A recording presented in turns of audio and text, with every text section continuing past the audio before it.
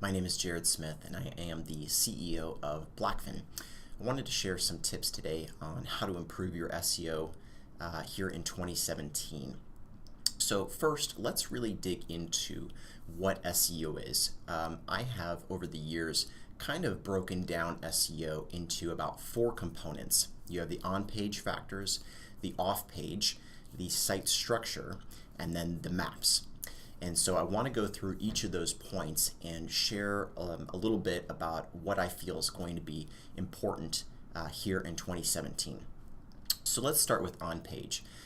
So on-page really includes a lot of different things, but for the sake of time, I'm going to primarily be talking about content optimization.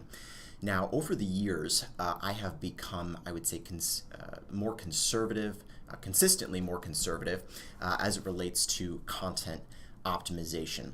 And this is where you go into the title tags, you go into the content, and you basically make sure your keywords are listed.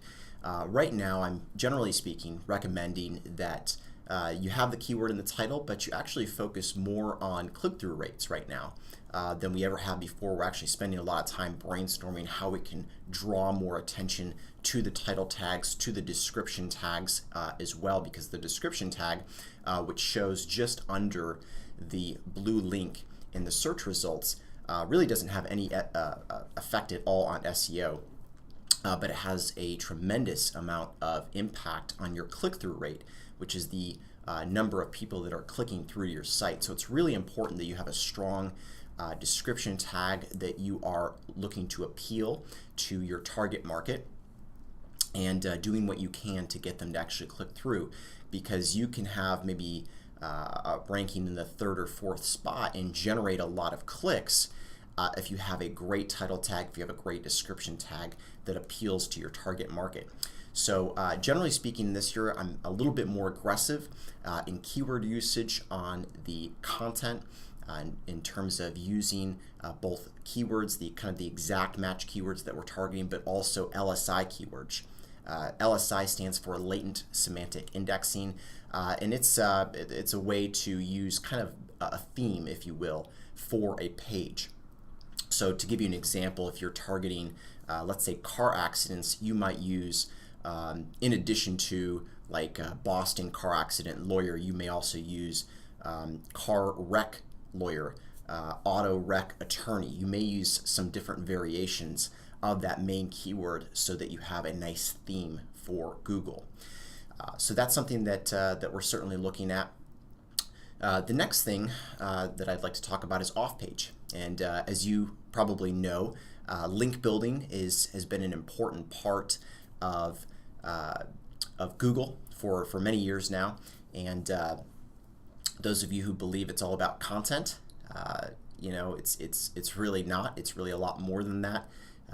If you have the right authority for your website, if you have the right number of links, quality sites linking to you, content can play a huge role. Content can be the defining factor for your site.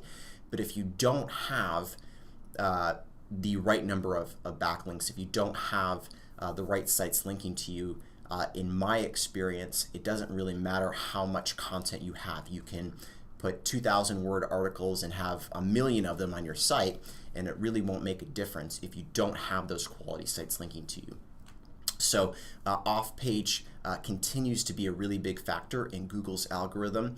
We're seeing certainly a lot of scholarships these days, a lot of guest posts, and those, I believe, will continue to be very important in 2017.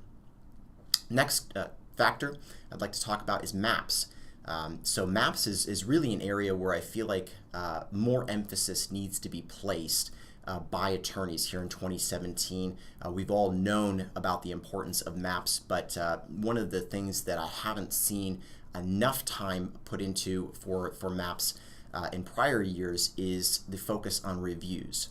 And what we're noticing right now is we're able to rank client websites in maps, but if they don't have a close number of reviews as their top competitors, they just won't generate the click-through rate that's really possible. So in other words, let's just say we or you working on your website, you get your site ranked, let's just say number 1 in the maps for your main keyword.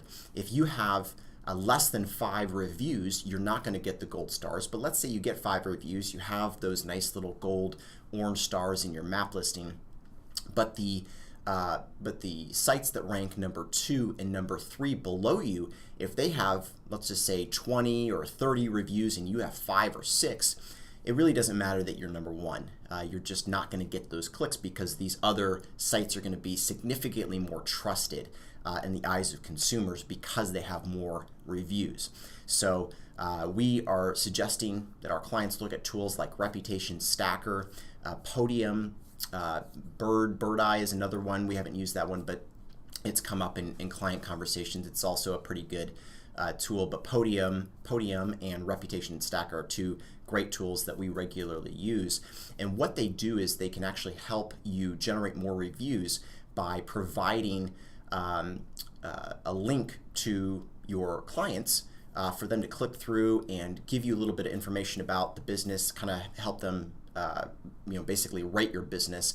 And if they rate your business at a 4 or 5 stars and higher, then that tool will either push the review to a social media site, or it'll actually suggest that the user log into a site like Google or Yelp and leave the review there. So they work very similarly. And actually what's really neat is they, at least Podium and Reputation Stacker, are working with text messages now. So you can send a text message, which is obviously much better than email, to your clients and say, hey, leave a review for us.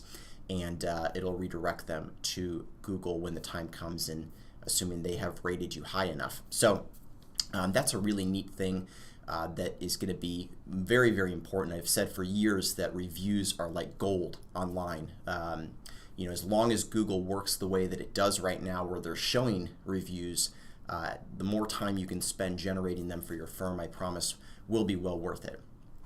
The last area that I want to talk about that's going to be a big deal in 2017 is your site structure.